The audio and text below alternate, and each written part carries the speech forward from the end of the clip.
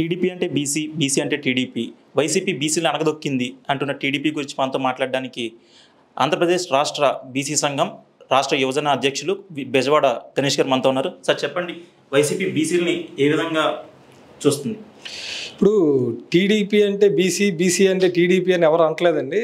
ఇది మీరు కొంచెం కరెక్ట్ చేసుకోవాలి. ఎందుకంటే ఎక్కడా కూడా టీడీపీ పార్టీ బీసీలని అనగదొక్కే ప్రయత్నమే చేసింది తప్ప ఎక్కడా కూడా టీడీపీ పార్టీ బీసీలని ఏ విధంగా ఆదుకోవడం కానీ బీసీలకి కావాల్సిన వెన్నుదన్నుగా నిలబడటం కానీ జరిగిందే లేదు. ఇప్పుడు వైఎస్ఆర్ కాంగ్రెస్ పార్టీలో బీసీలని ఏ విధంగా గౌరవిస్తున్నారు, బీసీలకి ఏ విధంగా సముచిత స్థానాన్ని కల్పించారనేది మీరు ఒకసారి క్లియర్ కట్గా అధ్యయనం చేసుకుంటే తెలుస్తుందండి. ఉదాహరణకి ఒక రాజ్యసభ సీట్లు తీసుకోండి.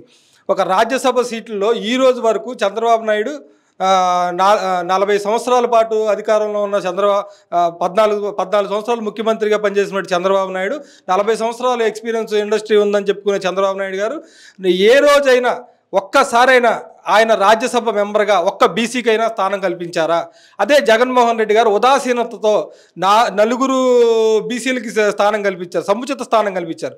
ఎందుకంటే ఆయనకి బీసీల పట్ల ఉన్నటువంటి మక్కువ అలాంటిది.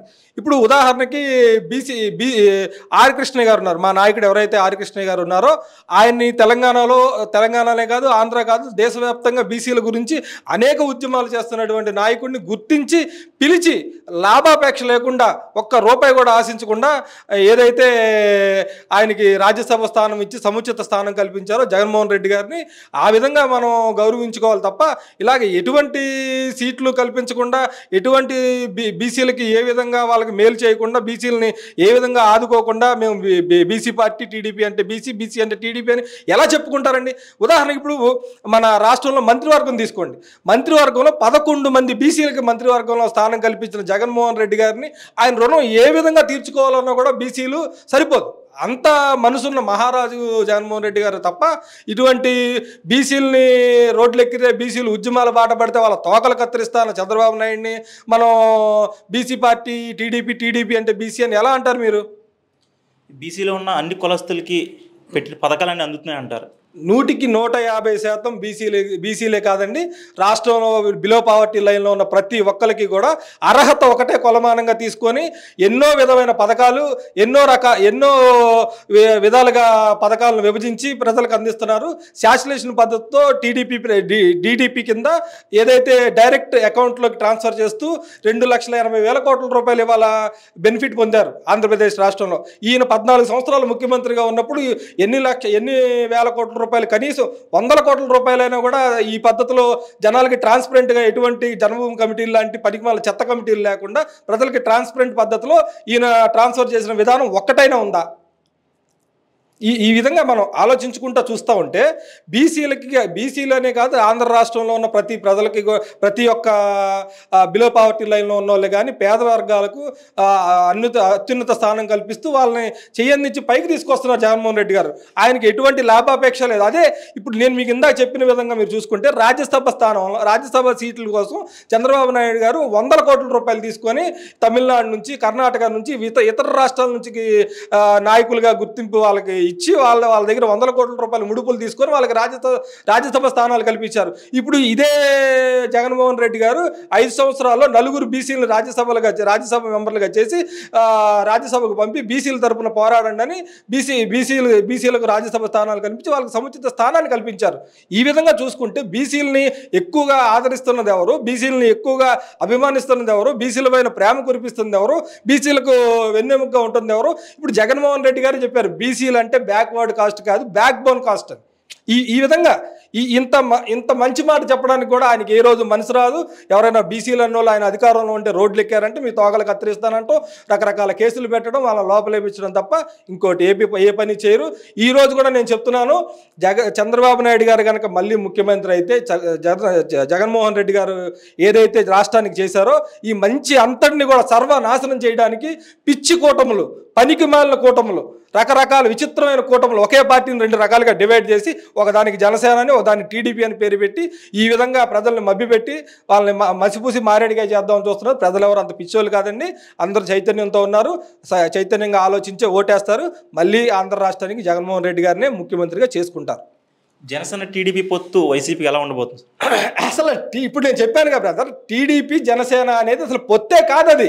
ఎందుకంటే ఆయనకేమో ప్యాకేజ్ వస్తేనేమో వారాహి ఇంట్లో రోడ్డు మీదకి ఇంట్లో పెడతారు. అదే ప్యాకేజ్ రాలేదనుకో వారాహిని తీసి రోడ్డు ఎక్కిస్తారు. ఇదంతా కూడా వాళ్ళకి ఆర్థిక లావాదేవీల ప్రకారం జరుగుతున్న పార్టీలే తప్ప, నేను నిన్న కూడా ఒక ప్రెస్ మీట్లో చెప్పాను బ్రదర్, ఒక్కసారి నిన్న దాన్ని మళ్ళీ మీకు రిమైండ్ చేస్తాను.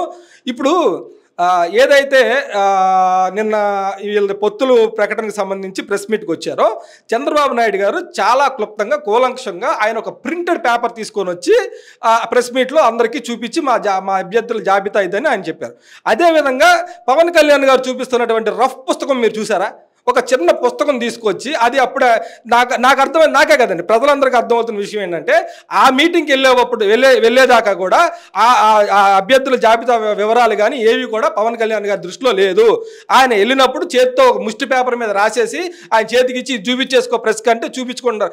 ఏ విధంగా దాన్ని పార్టీ అంటారండి చెప్పండి? ఇప్పుడు అదే జనసేన పార్టీని నమ్ముకొని ఆస్తులు అమ్ముకొని రోడ్ల మీద పిల్లల్ని వదిలేసి పిచ్చి కుక్కలాగా పాపం అనకూడదండి, అంత బాధపడుతూ కార్యకర్తల స్థాయి నుంచి నాయకుల స్థాయికి ఎదగాలని చెప్పి ఎంతో ఆశతో ఎంతో ఉత్సాహంతో యువకులంతా రాజకీయాల్లోకి రావాలని ఈయన చెప్పిన కళ్ళబొల్లి మాటలు నమ్మి సీట్లు వస్తాయి, మనం కూడా సముచిత స్థానానికి వెళ్ళాలి, రాష్ట్రాన్ని మారుస్తా అంటున్నారు, ఈయన చెప్పిందంతా నిజమేనేమో అని పాపం ప్రజల్లో ఈ నాయకులందరూ కూడా నమ్మి పాపం ఆస్తులు అమ్మేసి అన్ని రకాలుగా వాళ్ళకున్న అతి విలువైన కాలాన్ని వృధా చేసుకొని తిరిగి చేస్తే ఈరోజు ఈయన చేసింది ఏంటండి, ముష్టి 24 సీట్లకి ఆయన పార్టీని తీసుకెళ్లి తాకట్టు కాదు అమ్మేశారు, ఏకంగా అమ్మేసి ఈయన ఎంజాయ్ చేస్తున్నాడు. ఇప్పుడు ఏదైతే దీనికి సంబంధించి నాయకులుగా నిలబడదామని ఈయన వెనకబాల ఆస్తులు అమ్మేసుకొని పిల్లల్ని పక్కన పెట్టి తిరిగిన నాయకులు ఎవరైతే ఉన్నారో వీళ్ళంతా కూడా ఇప్పుడు సూసైడ్ చేసుకోవడానికి సిద్ధంగా ఉన్నారు. ఇప్పుడు వాళ్ళ ప్రాణత్యాగం చేస్తే వాళ్ళకి సమాధానం ఎవరు చెప్తారు?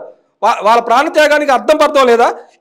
ఇప్పుడు ఒక అతను నేను చూశానండి, పీ గన్నవరం సంథింగ్ ఏదో నియోజకవర్గంలో ఆయన గుళ్ళో పడుకొని ధర్నా చేస్తున్నాడు, చావు బతుకుల్లో ఉన్నాడు. ఇప్పుడు అతను చనిపోతే పవన్ కళ్యాణ్ వెళ్ళి అతని కుటుంబాలని అతన్ని ఆదుకుంటాడా?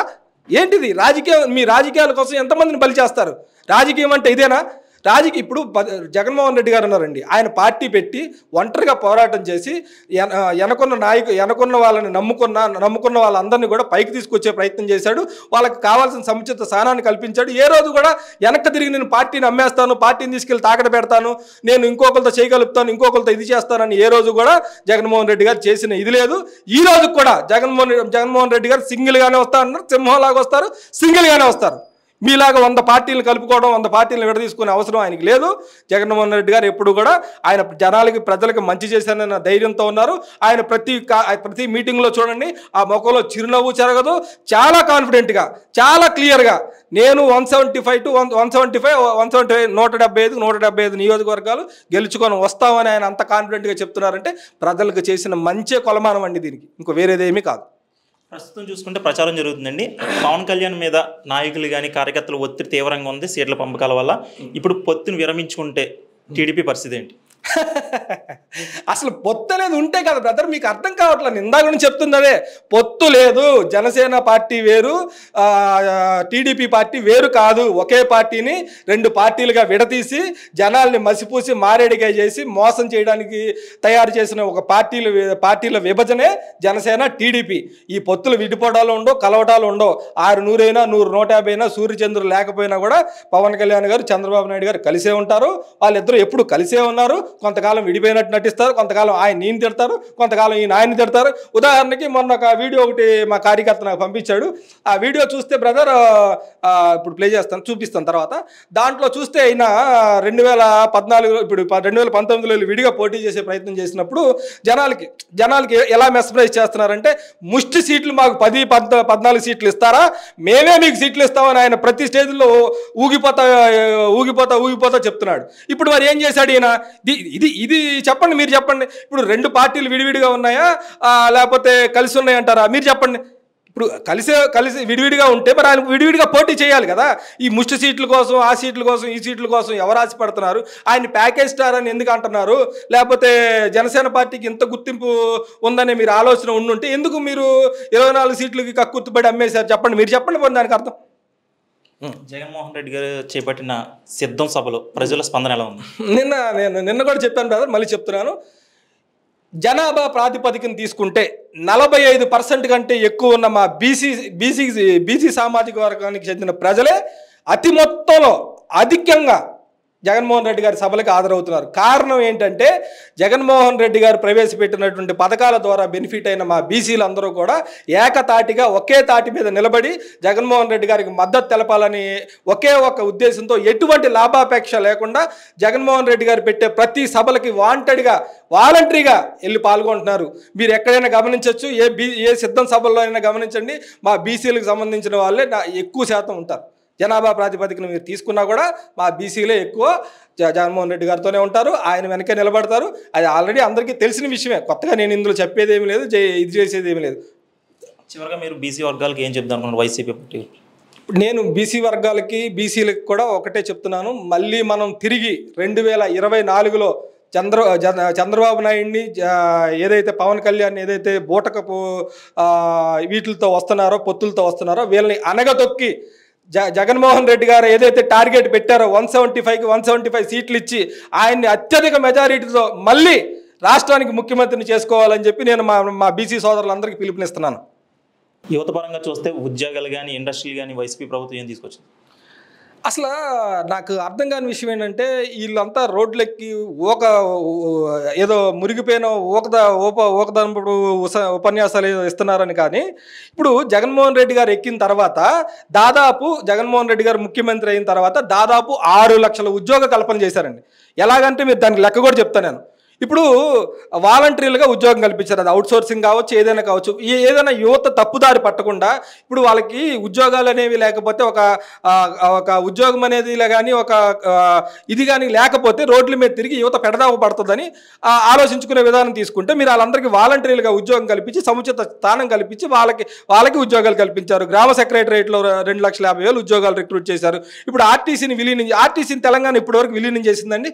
మరి జగన్మోహన్ రెడ్డి గారు విలీనం చేశారా లేదా? గవర్నమెంట్లో విలీనం చేసి ఇప్పుడు వాళ్ళు కూడా గవర్నమెంట్ ఉద్యోగాల కింద మనం పరిగణించాలి కదా. ఈ విధంగా చూసుకుంటే దాదాపు 6 లక్షల ఉద్యోగాలు జగన్మోహన్ రెడ్డి గారు గవర్నమెంట్ ఈయన ముఖ్యమంత్రిగా ప్రమాణిక స్వీకారం చేసిన దగ్గర నుంచి ఈ రోజు వరకు చేసుకొస్తే చంద్రబాబు నాయుడు గారు ఎన్ని ఉద్యోగాలు ఇచ్చారు? దానికి సమాధానం చెప్పరు. మేము వస్తే ఉద్యోగాలు ఇచ్చేస్తా ఉంటారు, ఇచ్చేస్తాం బెంజ్ గారు ఇచ్చేస్తాం, కేజీ బంగారం ఇచ్చేస్తాం అంటున్నారు. అది ఇచ్చేది లేదు, సచ్చేది లేదు. కనీసం ఇప్పుడు ఆయన ఉన్న టైంలో నిరుద్యోగ భృతి కింద మనిషికి 3,000 రూపాయలు ఇస్తా అన్నారు, కనీసం ముష్టి 3 రూపాయలు కూడా ఇవ్వలేదు. ఇప్పుడు రేపు ఎక్కినా కూడా ఈ కల్లబొల్లి మాటలతో కొత్తగా సూపర్ 6 తీసుకొని వస్తున్నారు మేనిఫెస్టో. అది సూపర్ 6 కాదండి, వేస్ట్ 6. అది వేస్ట్ 6 అంటారు, వేస్ట్ ఫిక్స్ ఆ టైప్ అనమాట అది. ఇక ఉద్యోగ కల్పన అంటే ఇప్పుడు ఐటీ రంగాన్ని ప్రోత్సహిస్తూ మనకి విశాఖపట్నం చూడండి, విశాఖపట్నాన్ని ఐటీ కారిడార్గా రూపుదిద్దాలని జగన్మోహన్ రెడ్డి గారు ఏ విధంగా అయితే కలగన్నారు దాని దిశగా అన్ని విధాలుగా అడుగులు వేస్తున్నారు. విశాఖపట్నం ఐటీ కారిడార్గా ఖచ్చితంగా డెవలప్ అయి తీరుతుంది. హైదరాబాద్కి ధీటుగా విశాఖపట్నాన్ని డెవలప్ చేస్తారు. కంపల్సరిగా జగన్మోహన్ రెడ్డి గారి కళ అది, దాన్ని నెరవేరుస్తారు. మాకు నమ్మకం ఉంది, ప్రజలందరూ నమ్ముతారు, నమ్మి తీరుతారు. ఎందుకంటే ఎవరు ఎవరు నిజాయితీపరుడో ప్రజలు గమనిస్తున్నారండి. ఏదైతే మేనిఫెస్టో చంద్రబాబు నాయుడు ఇంటర్నెట్లో పెట్టి తీసేశారో జగన్మోహన్ రెడ్డి గారు అలా చేయరండి. ఆయన ఎప్పుడు మేనిఫెస్టోని క్యారీ చేస్తున్నారు. ఇచ్చిన మేనిఫెస్టోని 95.5% అమలుపరిచారు. కావాలంటే మీరు ఏ డిబేట్కి వచ్చినా నేను ప్రతిదీ కూడా వివరించి చెప్తాను. అందులో ఏ మార్పు లేదు. ఇదంతా కేవలం వాళ్ళు చేస్తున్న పనికిమాలిన ప్రకటనలు తప్ప వేరేది ఏమీ లేదు. అందరికీ ఉద్యోగాలు కల్పించారు. మరిన్ని ఉద్యోగాల కోసం మొన్నే డిఎస్సి తీశారు, ఇంకా తీస్తారు, ఉద్యోగాలు కల్పిస్తారు. ఈ ప్రజలు కానీ చాలామంది మర్చిపోతున్న విషయం ఏంటంటే దాదాపు 2 సంవత్సరాల పాటు ఆంధ్రప్రదేశ్ రాష్ట్రం కోవిడ్తో అల్లాడిపోయింది. ఏ విధమైన సహకారం లేని పరిస్థితుల్లో కూడా జగన్మోహన్ రెడ్డి గారు ఎంతో ప్రజలకు అండదండగా నిలిచి వాళ్ళకి సమయానికి మందులు అందించి, ఆహారాన్ని అందించి, వాళ్ళకి హాస్పిటల్స్ అన్ని రకాల సేవలు అందించి, ఎంతోమందిని వాళ్ళకి ప్రాణవాయువు అందించి వాళ్ళని బ్రతికించారు. దీనికి కొన్ని 100 కోట్ల రూపాయలు ఖర్చు అయిన రెవెన్యూ లోటు మనం ఈ రోజు కూడా 60,000 కోట్ల రూపాయల రెవెన్యూ లోటులో ఉన్నాం. అయినా కూడా ప్రజలందరికీ ఆయన అందించాల్సిన మేలు ఎక్కడ ఆగలేదు, ప్రజలకు అందాల్సిన పథకాలు ఏది ఆగలేదు. ఆ రోజుల్లో ఆ కోవిడ్ టైంలో కూడా ఎక్కడ ముసలివారు ఇబ్బంది పడతారో అని కూడా టైంకి పెన్షన్ తీసుకెళ్ళి ఇచ్చారండి. టెన్షన్గా పెన్షన్ ఇచ్చారు. అదే చంద్రబాబు నాయుడు ఎక్కితే 6 కిలోమీటర్లకు పెన్షన్కి వెళ్ళాలి ముసలివాళ్ళు. ఈ లోపే వాళ్ళు ఉంటారో పోతారో కూడా గ్యారంటీ లేదు. అటువంటి దారుణమైన ఒక సైకో యాటిట్యూడ్ అయింది. ఇప్పుడు జగన్మోహన్ రెడ్డి గారు పొద్దున్న 6 బెల్లు కొట్టి మరీ తీసుకెళ్ళి పెన్షన్ ఇస్తున్నారండి. ఇంకా అంతకంటే మంచి చేసే నాయకుడు ఎవరుంటారండి? నాకు తెలియగలుగుతారు. మీరు చెప్పండి, ఎవరుంటారు చెప్పండి.